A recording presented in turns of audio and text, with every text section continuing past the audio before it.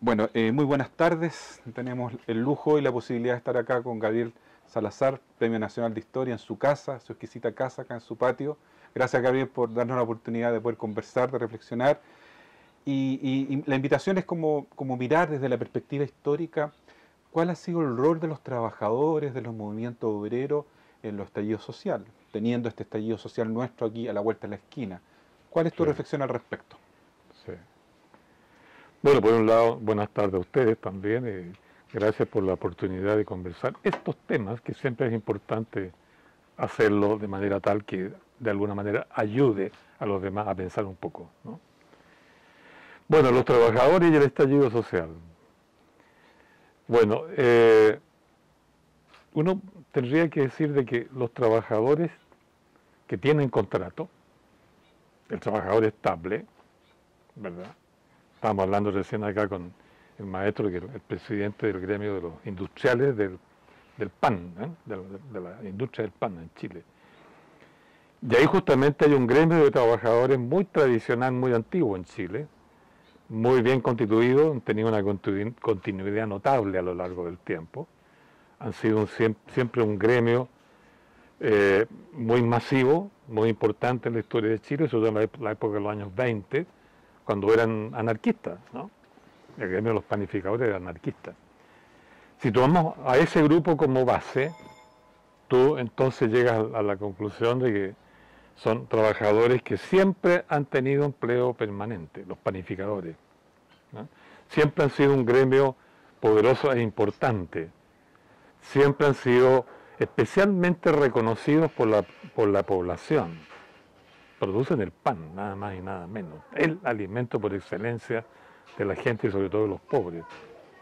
Y claro, ellos como tales, como trabajadores, tienen una función importantísima dentro de la sociedad, por producir, en este caso, un producto, valga ahí la redundancia, que es fundamental para la sociedad. Y que ellos a su vez estén constituidos como un gremio muy consciente de que son muy relevantes su participación en la sociedad, en la función que hacen, pero además porque son de barrio. El panadero forma parte de la comunidad del barrio, ¿no? A diferencia del pan que producen las cadenas del supermercado, o los malls, qué sé yo, que son con otro sistema, claro, y que no son barriales, ¿no? No forman parte de la comunidad. Ahora, claro, este tipo de trabajadores no es el que está más presente en los estallidos sociales. El estallido social en Chile es una combinación, ¿no? Por un lado está el tema de que el sistema político se desajusta de alguna manera, o porque hay un conflicto entre empresarios y los políticos, o entre militares y los políticos, o entre los políticos uno con otro, ¿eh? Que es lo más frecuente. Y eso genera un desajuste interno en el sistema político institucional, ¿eh? Y se crea una situación de inestabilidad aparente de la institucionalidad. Pues en ese momento, si los trabajadores hacen valer sus reivindicaciones corrientes, en orden, pliego de petición, reclamo, paro, se crea una situación excepcional, pero que no es un estallido. El estallido se produce cuando, estando esa desarticulación del aparato institucional, más la presión de los gremios normales, aparece el bajo pueblo. Aparecen las masas marginales, aparece el pueblo mestizo, aparecen, si lo vemos en orden histórico, la gente que vivía en rancherío, la gente que vivía en conventillo, la gente que vivía en callampa, la gente que estaba en campamentos, la gente que hoy día vive en poblaciones. Y cuando se produce la unión de todos estos problemas, el desajuste institucional, la presión de los trabajadores, ¿eh? Y aparece la presión extrema de la masa mayoritaria de Chile, que son el bajo pueblo, como se decía antes, el vándalo, le dicen ahora, ¿no? O terroristas, le dicen otros. La presión aquí se incrementa y se produce el estallido. Y esos trabajadores son informales, en el fondo. Son informales. Son trabajadores informales. Claro, Son porque los traen vendedores otro, ambulantes. claro, ponen sobre el tapete otro tipo de problemas. Normalmente el trabajador organizado tiene una reivindicación específica. ¿No? O es por el contrato, o es por el salario, o es por el desajuste con los precios. ¿Te fijas? Una cosa así. Pero esta gente trae problemas mayores, que son más largos en el tiempo, ¿no? Porque son, claro, los trabajadores organizados, digamos, con contrato, tienen problemas que los insta a moverse de más o menos corto plazo, cuando se produce el desajuste con respecto al contrato. Pero el pueblo mestizo, las clases marginales, el bajo pueblo, tiene problemas de siglos, ¿no? Y una rabia de siglos. Y ya no, si piden algo, es tan grande el problema que los políticos nunca lo han resuelto, por eso el problema se va arrastrando y se va arrastrando a lo largo del tiempo, que es el caso del pueblo mestizo.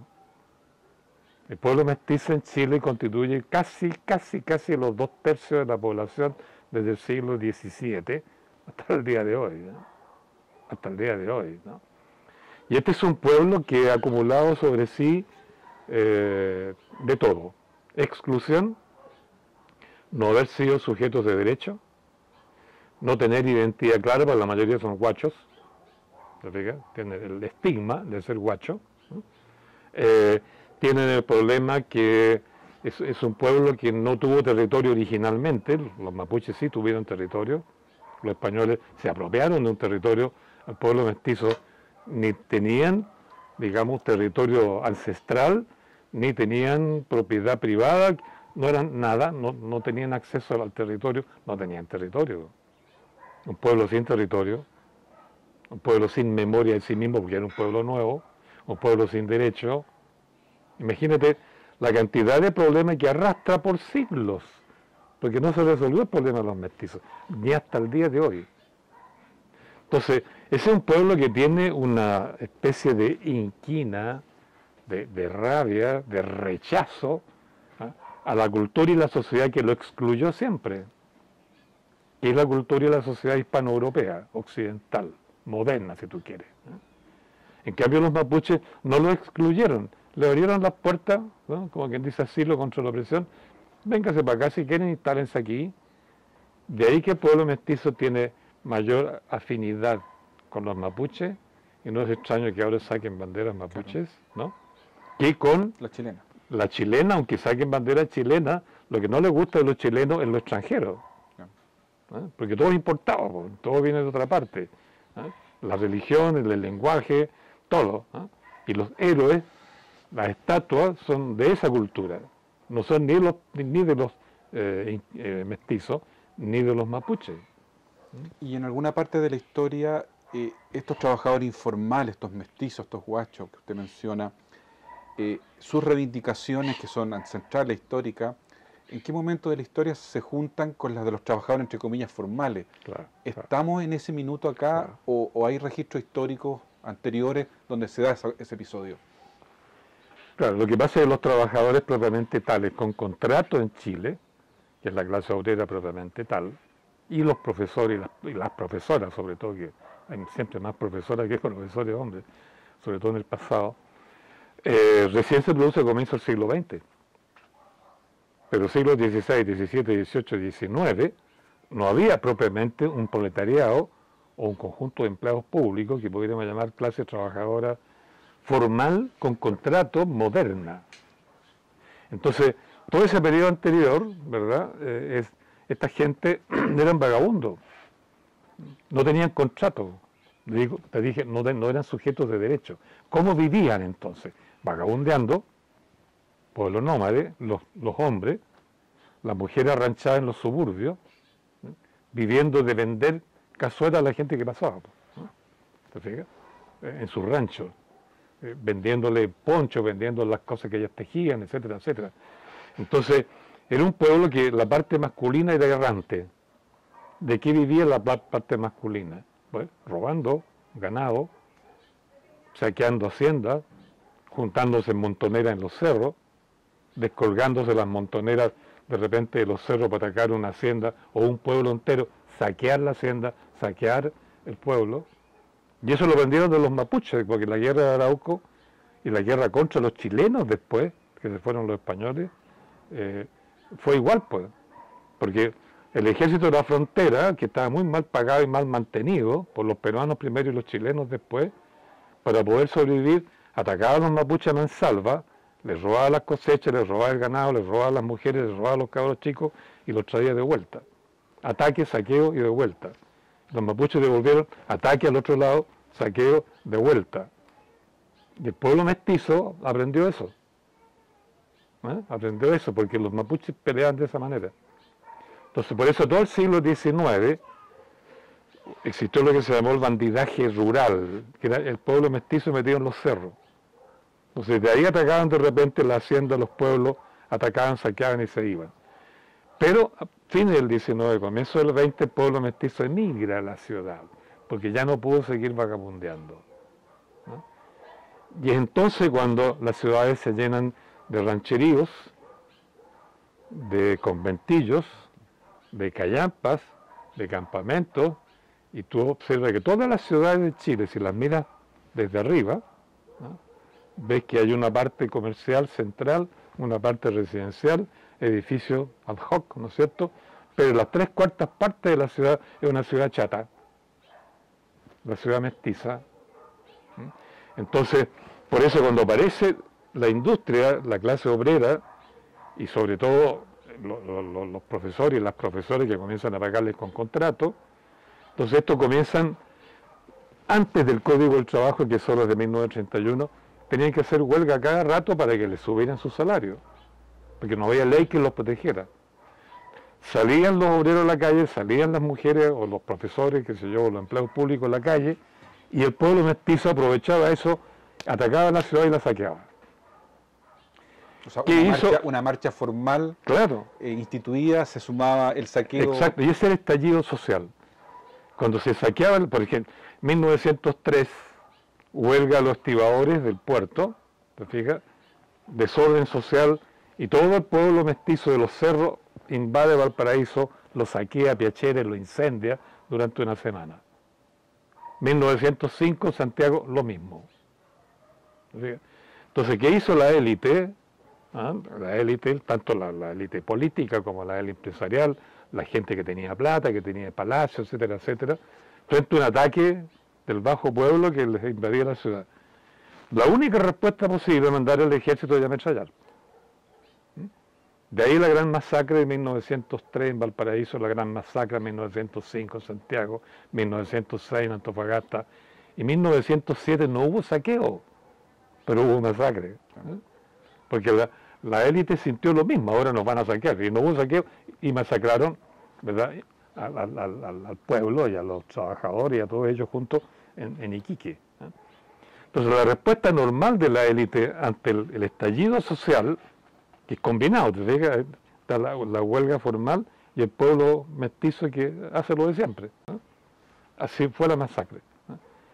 Y eso se repite después para huelga específica de los trabajadores o de los pobladores, porque al final la invasión del pueblo mestizo a las ciudades tiene este espectáculo, ¿no? Una ciudad chata con un centro acosado que comienza a escapar.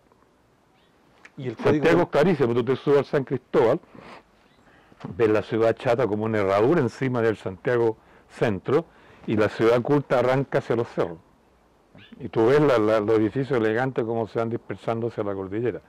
Chocan con la cordillera, sigue la presión, hacen un hoyo en los cerros hacia el norte y están poblando Chicureo. O sea, la ciudad mestiza que ataca a la ciudad culta, escapa, está en todas partes a lo largo de Chile. Entonces, todo esto tiene que ver con lo que pasó estos días, digamos desde octubre para acá, en todo Chile. Si no fue también en Santiago, en todo Chile. Y en esa misma línea, el Código Laboral de 1931 logra paz social. Después de eso, ¿qué pasa? ¿Eso se calma la gente, se regula, hay menos injusticia? ¿Qué va pasando con ese Chile que se institucionaliza, al parecer, o no? Claro, aparece el Código del Trabajo de 1931, que intentó, de acuerdo a los objetivos que se persiguieron, institucionalizar el conflicto de los trabajadores. No es para el bajo pueblo marginal, ¿te fijas? De los trabajadores. ¿Pero con qué intención? Porque ellos trataron de evitar que las huelgas de trabajadores se convirtieran en revolución bolchevique. Y como estaba el bolchevismo presente en los años 20, en los años 30, entonces el Código del Trabajo fue en Chile una reproducción de la política adoptada por Estados Unidos, por Inglaterra y los vencedores en la Primera Guerra, una política especial para evitar la reproducción de la revolución bolchevique entre los trabajadores del mundo. Entonces, de ahí la política que sacó la OIT, la Organización Internacional del Trabajo, dependiente del Pacto de Versalles de 1919, la política de la OIT, ¿en qué consistió? Hay que crear un sistema de organización del trabajo tal que despolitice a los trabajadores. Esa es la idea. Y esa política es la que se aplica en Chile a través del Código del Trabajo. Por eso el Código del Trabajo, el artículo principal que compone de toda la estructura del Código, es muy ilustrativa. Dice a los trabajadores sindicalizados, porque lo organizan por sindicatos, no por sociedad mutual como venía de antes. Destruyeron las mutuales y crean el sindicato. Y el sindicato es producto del Código del Trabajo. Porque el producto de la construcción popular de la organización de los trabajadores fue la mutual. El sindicato es producto del Código del Trabajo del 31. ¿Qué es lo que dice el artículo pertinente? A los sindicatos les está prohibido hacer otra cosa que no sea negociar el contrato de trabajo con su patrón. Esa es la esencia del sindicato. Con eso, ¿qué querían decir? Usted no me haga política. Concéntrese nada más que en la discusión del contrato de trabajo con el patrón, o sea, pura negociación económica. Usted no me hace política. Eso le quedó prohibido. Por eso es que el Código del Trabajo obligó a los trabajadores a sindicalizarse, y al sindicalizarse no podían hacer política. Y eso entonces obligó a que la política popular la asumieran los partidos, no los trabajadores por sí mismos, sino la clase política. ¿No? ¿Te das cuenta? Entonces, por eso es que ese código donde no participó ningún trabajador, porque fue un decreto dictatorial de Carlos Ibáñez del Campo, que copió la política de la OIT, porque uno de sus amigos era funcionario de la OIT y él redactó el código del 31. Ese código entonces despolitizó a los trabajadores. El problema de los trabajadores de ahí en adelante es que tuvieron que hacer política a través de los partidos, Partido Comunista y Partido Socialista. Pero el Partido Comunista y el Partido Socialista adoptaron la ideología marxista comunista, ¿no? de la Unión Soviética, ¿no? Sobre todo el Partido Comunista. Y el problema es que los trabajadores ya no hicieron política por sí mismos. De ahí aparece Clotario Blest. Y Clotario le dice, no, pues los trabajadores tienen que hacer política como trabajadores, porque lo estamos convirtiendo en puros negociadores de un salario, pero no son ciudadanos. ¿De en qué año estamos hablando ahí? 31 en adelante. Ya, pero con Clotario Blest también. Clotario Blest no pudo, ¿no? Los partidos políticos lo sacaron. Clotario Blest creó la ANEF y creó la CUT. En su concepto, el trabajador debe hacer política, pero los partidos políticos controlaron la CUT y la ANEF sacaron a Clotario Blest, lo dejaron como un náufrago, hasta que lo respetaron, le sacaron el sombrero, oh viejito, qué sé yo, un verdadero patriarca, pero su concepto de que el trabajador debe hacer política por sí mismo, nunca más. El partido monopolizó entonces la política de los trabajadores, así como el Partido Radical, el Partido Conservador, el Liberal, el Nacional, monopolizaron la política de los ciudadanos, en la misma onda. Por eso ni los trabajadores ni los ciudadanos hicimos política por nosotros mismos desde el año 31 al 90. Del punto de vista de lo que está pasando ahora, como para tratar de tener una idea como de cierre, lo que demanda la calle no solamente es calidad de vida, está la dignidad detrás, ¿no es cierto? Mejorar el trato, mejorar la calidad de vida de las ciudades, sino también están los salarios.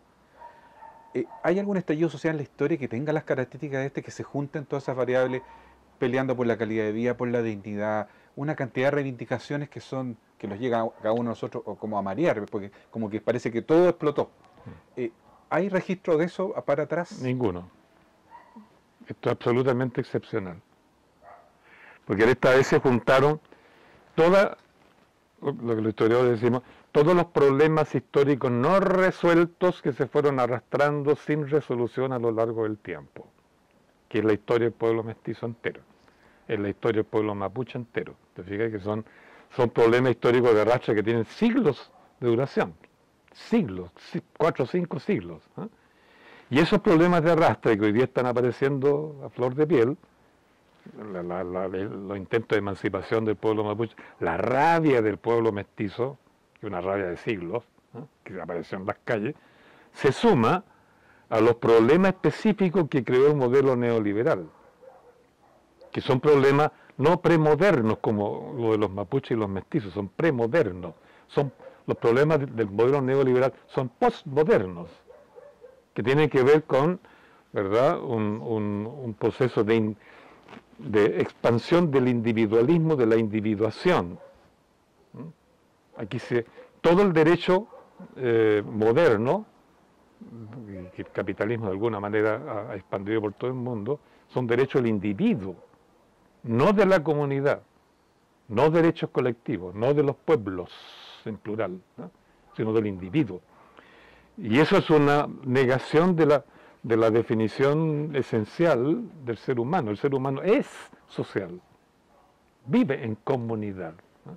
Entonces la individuación ha traído problemas mentales. En Chile tenemos, ¿no es cierto?, la peor salud mental del mundo, ¿no? Estamos con 46, 47% de la gente en Chile con una depresión seria, seria, ¿no? Tenemos la tasa de suicidios juveniles más alta de toda América, etcétera, etcétera, que son problemas específicos del modelo neoliberal, que tiene que ver además con el problema de la deuda, porque todo lo compra con deuda, ¿verdad? Casi 40 millones de tarjetas de crédito para 6 millones que trabajan, o 7 millones que trabajan, población activa. Entonces, son problemas postmodernos, ¿no? La individuación, la ausencia de sentido de comunidad, de solidaridad, de fraternidad, predomina la competencia individuo contra individuo, colegio contra colegio, universidad contra colegio, contra universidad, etc. Entonces, problemas viejos, prehistóricos casi, de siglo, problemas nuevos. Eso explica que haya salido todo Chile a la calle, ¿verdad? Gabriel. Y eso único, y esta vez lo notable es que no fue solamente para pedir. Siempre los movimientos anteriores, pliego de petición, demanda, y si no hay respuesta, protesta, petición, protesta, más en la calle. Hoy día salimos a la calle, no hay división por partido político, no hay caudillos, no hay banderas, no hay vanguardia, bandera de partido me refiero. Te fijas, salimos todos y llegamos a una conclusión: oiga, cámbieme todo el sistema. Asamblea Constituyente, Constitución nueva. Eso es absolutamente nuevo en la historia de Chile. Nos quedan 2 minutos para terminar. Una idea final. ¿La nueva Constitución o este proceso constituyente resolverá los problemas de los trabajadores y de la sociedad toda? ¿Es el camino? Bueno, cuando tú quieres cambiar todo un sistema de vida que ha generado problemas históricos de arrastre y problemas nuevos que se suman a los de arrastre, a tal punto de que la sociedad entera explota, yo creo que cambiar la Constitución porque queremos cambiar todo este sistema, el viejo y el nuevo, el mundo tradicional de la sociedad chilena y el nuevo. Y el gran culpable aquí, y eso es bien interesante, porque allá le echamos la culpa a la élite empresarial, a la oligarquía, a la aristocracia, al imperialismo, qué sé yo, pero hoy día no, es la clase política. Nuestros representantes en lo que hemos llamado democracia liberal. Entonces no queremos nada con ellos. Eso se manifestó en la votación de los municipios el otro día. El 91% quiere asamblea constituyente, el 89% que se vayan los políticos, ¿no? Entonces, si queremos una nueva constitución es porque hay que cambiar todo el sistema, no solo el modelo neoliberal que es nuevo, sino los viejos problemas históricos de arrastre que de una vez por todas hay que resolverlos. No sacamos nada con decir, ¿cómo se llama? Los vándalos, o los alienígenas, como dice una persona por ahí. No sacamos nada con desconocer a compatriotas que han sido maltratados por siglos. Yo creo que de una vez por todas hay que reconocer, son ciudadanos como nosotros, ¿verdad? Y acompáñennos ahora para construir un sistema político que los integre de una vez por todas. Reconozcamos de una vez por todas que el pueblo mapuche es un pueblo con autonomía, con territorio, con memoria de siglos para atrás, ¿no? Entonces yo creo que el cambio constitucional es un cambio de Chile y es una oportunidad única para que los ciudadanos por sí mismos lo hagan ellos, no los políticos jamás, yo lo sé, jamás en 200 años de historia han convocado una asamblea constituyente libremente electa. Si hoy día están llamando, lo ven día a día, es con trampa. Cada vez le están agregando más trampas, ¿no? Ahora ni siquiera quieren que las mujeres entren con equidad a participar en esto. Lo están integrando el pueblo mapuche. Ay, no, por favor. Yo creo que la oportunidad, el gran problema de fondo es que esta oportunidad, si no la hacemos nosotros, vamos a quedar igual que antes o muy parecido, pero no sabemos hacer lo que tenemos que hacer, porque nunca lo hemos hecho antes. Entonces hay que aprender muy rápido a ser soberano y ser soberano inteligente. Bueno, Gabriel, muchas gracias por tu reflexión. Vale. Un placer. Gracias.